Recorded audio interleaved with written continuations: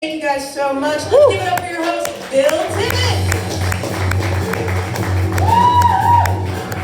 Keep it going for that very funny lady. All right, now we got all the pesky women out of the way. We can really get this show cooking. All right, so on deck we have Sam Gardner, and right now we got David Bacon.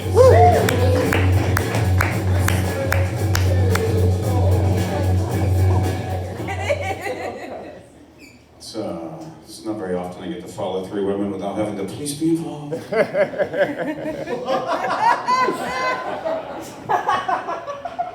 little something about me. I don't know if you're familiar with these. There's these betting markets these days. You can bet on like all kinds of stuff. I don't know if you're, I'm going to explain there's a difference. There's like two major ones. One is called Kelshi.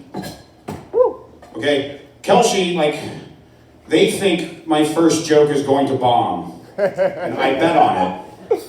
But on Poly Market, I can bet on whether or not Gaza is going to be bombed. No.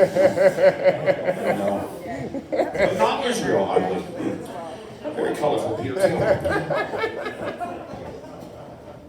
Now, I heard Portland was known for its microbrews, its food, and its presidential knowledge. I hope Bill didn't lead me astray. George Washington walks into a bar. He says, "You're fat, you're gay, and I don't like the Negroes."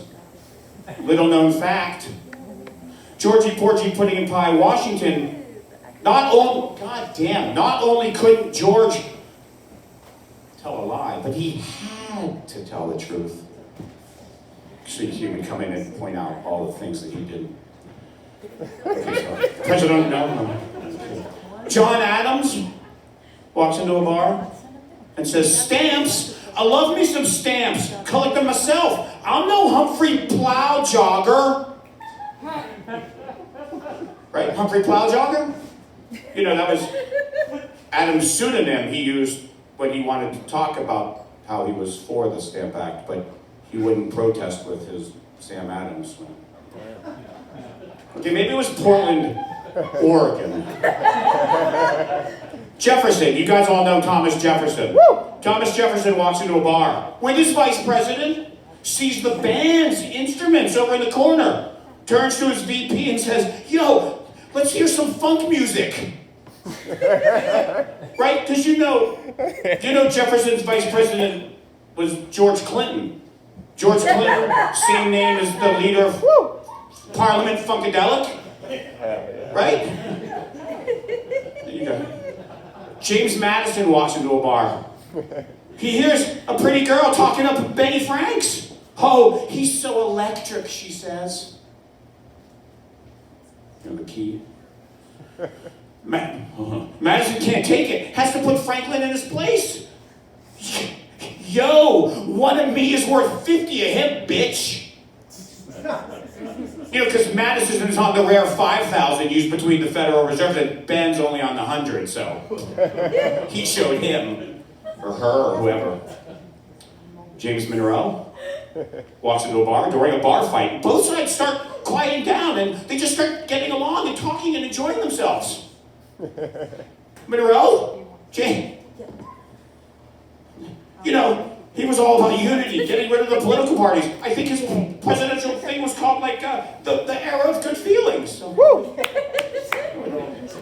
they say when you drink, it makes you forget. I don't know if I know. Okay, John Quincy Adams, you know, before GQ, JQ, the Quince. The Quince. John Quincy Adams walks into the bar. He has a few drinks, and when it's time to pay, he says, "Don't worry, my wife will get it." My wife, you know, because the wife's dad never paid the dowry. So she wouldn't have, they wouldn't have the money to pay, they clearly, okay, see, John Quinn. Oh, God, I was going to sing now. But I have like 30 seconds. But I'll just do this part. It's not going to end right.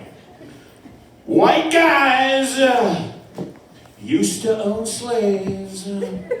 You could rape the ladies. Those were the days. And then there's more, but I got no more time. Thank you very much.